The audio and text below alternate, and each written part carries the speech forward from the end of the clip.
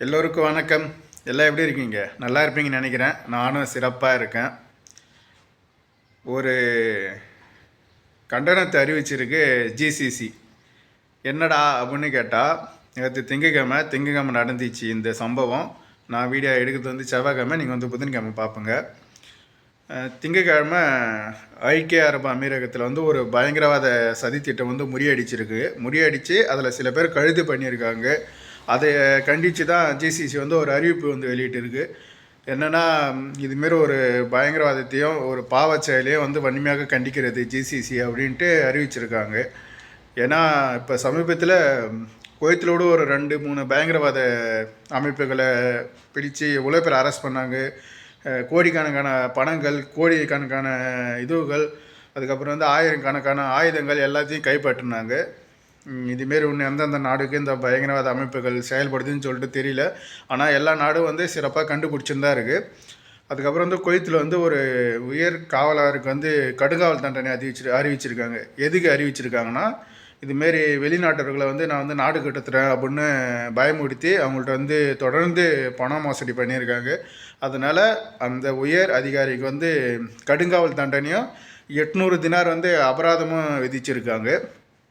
நீங்கள் வந்து அதேமாரி நிறையா இடத்துல வந்து இதுமாரி ஃபேக்கான போலீஸ் காட்டி ஒரு வீடியோ கால் மாரி பண்ணி, நான் வந்து போலீஸ், உங்களுடைய ஐடி கார்டு காட்டுங்க, உங்களுடைய வந்து ஏடிஎம் கார்டு நம்பர் சொல்லுங்கள் அப்படின்னு கேட்டால் சொல்லாதுங்க. நீங்கள் தைரியமாக பேசுங்க, ஒன்றும் பிரச்சனை இல்லை. எந்த ஒரு போலீஸும் அதுமாரி ஃபோன் காலில் வந்து கேட்க மாட்டாங்க.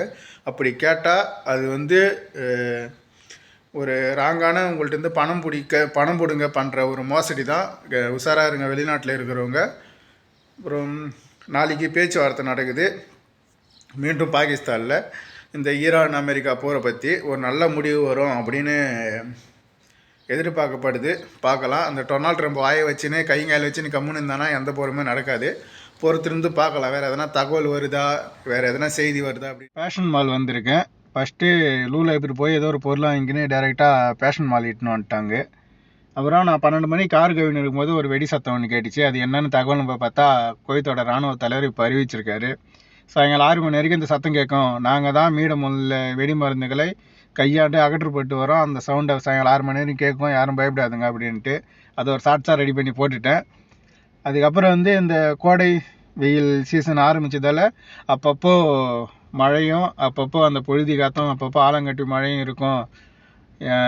கொஞ்சம் கவனமாக இருங்க அப்படின்ற மாரியும் ஒரு அறிவிப்பு ஒன்று வந்துக்குது. அதனால் மழை அப்பப்போ வந்துதான் இருக்கும். ஒரு 39 நாளைக்கு, இந்த 39 நாளைக்குள்ளே அப்படின்னு சொல்லிட்டு சொல்லியிருக்காங்க. அதுக்கப்புறம் சுத்தமாக வெயில் அடிக்க ஆரம்பிச்சிடும். இந்த ஒரு 39 நாளுக்குள்ளே மட்டும்தான் இந்த வரும்ன்ட்டு ஒரு அறிவிப்பு ஒன்று வெளியே வந்திருக்கு.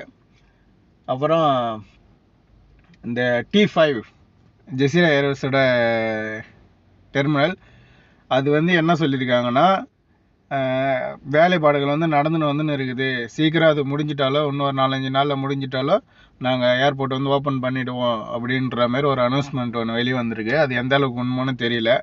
ஒரு ஃபேக்கான நியூஸாக உண்மையானு தெரியல. நான் பார்த்த வரைக்கும் உண்மைன்னு தான் நினைக்கிறேன். ஏன்னா அப்படி தான் வருது. பார்க்கலாம், பொறுத்திருந்து எவ்வளோ சீக்கிரம் ஓப்பன் பண்ணுறாங்களா இல்லையான்ட்டு. இப்போ மேடம் அந்த பிறகு எட்டுன்னு வீட்டுக்கு போகலாம். பையனை ஜிம்முக்கு சேர்த்து விட்டாங்க போல் தெரியுது. சின்ன பையன் நேற்று வந்தான், இன்றைக்கும் வந்தான், பேக்கெல்லாம் எடுத்துக்கின்னு 2 மணி நேரம் ஆகும்னான். சரி 2 மணி நேரம் எங்கள் வீட்டுக்கு போயிடுத்து. பஜ்ரா இருக்குது என்கிட்ட, அதை உருட்டின்னு போய் வரத்துக்குள்ளே கொஞ்சம் கடுப்படிக்கின்ட்டு இங்கே உக்காந்துட்டேன் நான். சரி நேற்று போய் அந்த சிட்டி மார்க்கெட்டில் இந்த ஒரிஜினல் சாக்லேட் நேற்று நிறையா பார்த்தேன். அது ஃபுல்லாக வீடியோவில் காட்டல. சரி அது ஒரு தினாருக்கு விற்கிற சாக்லேட்டு மட்டும் வீடியோ எடுத்து காட்டலாம் அப்படின்ட்டு ஒரு யோசனை. பின்னாடி அந்த வீடியோ வரும் பாருங்கள். இதில் இருக்கிற சாக்லேட் பேர்லாம் தெரியாது, ஆனால் இதோட விலையெல்லாம் 1 தினார் தான். நான் அப்படியே எடுத்து காட்டுறேன் பாருங்கள். ஏன்னா இதில் இருக்கிற பேர் எனக்கு படிக்க தெரியல. ஃப்ராங்காக சொல்லணுன்னா, உங்களுக்கு படிக்க தெரிஞ்சால் படிச்சுக்கிங்க. அதேமாரி உங்களுக்கே என்னமாரி படிக்க தெரியலனா அந்த சாக்லேட்லேயே அந்த சாக்லேட் எப்படி இருக்குன்னு ஃபோட்டோ இருக்குது, அதையும் பார்த்துக்குங்க. நான் ஊருக்கு போகும்போது இந்த காட்டுற எல்லா சாக்லேட்டும் தான் எடுத்துன்னு போக போகிறேன். ஏன்னா எல்லாமே ஒரு தினார் தான். ஒரு சாக்லேட்டு 3 பாக்ஸு 2 பாக்ஸு 3 கவரு அப்படின்னு வச்சு ஒரு தினார் விற்கிறாங்க. இந்த கோகனட் சாக்லேட்டு ஒரு தினார் 890 ஃபில்ஸு தான். அதேமாரி நான் காட்டின பாக்கெட்டில் எல்லாமே milk cream, milk chocolate, milk அப்படின்னு சொல்லிட்டு தான் இருக்குது. யாராவது சிட்டி சென்டர் போனால் நான் காட்டின எல்லா சாக்லேட்டும் ஊருக்கு பார்த்து வாங்கின்னு போங்க. மேடம் ரிமோட் ஐனார் சொன்னாங்க, அதனால் நான் சனையா வந்திருக்கேன். இங்கே சனையாவில் அந்த ரிமோட் விற்கிற கடைலாம் எங்கே இருக்குதுன்னா, துவாருக்கு பக்கத்துலேயே மெக்டோனல்ஸ் இருக்கும். அந்த மெக்டோனல்ஸுக்கு பக்கத்துலேயே ஒரு 4-5 கடை வரிசையாக இருக்கும். அங்கே எல்லா வகை ரிமோட்டும், எல்லா டிஷ்ஷுக்கான ரிமோட்டும், எல்லா டிவிக்கான ரிமோட்டும் கிடைக்கும். நீங்கள் யாருன்னா அந்த ஜாரா பக்கத்தில் இருந்தீங்கன்னா அங்கே ரிமோட் வேணும்னா அங்கே வந்து வாங்கிக்கிங்க. இது துவாரு.